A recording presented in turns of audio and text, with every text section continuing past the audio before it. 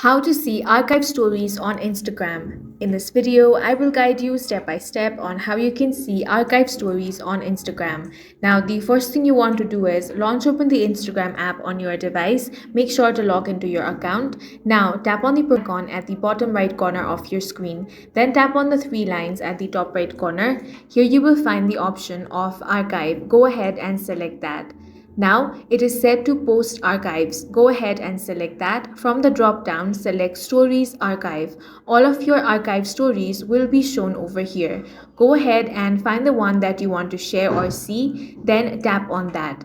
Now as you can see, the story is available in this way. If you want to share this, simply tap on the three dots, then tap on the share option and it will be added to your story. That's all for this video. If you found it useful, make sure to hit the like button and subscribe for more videos like this.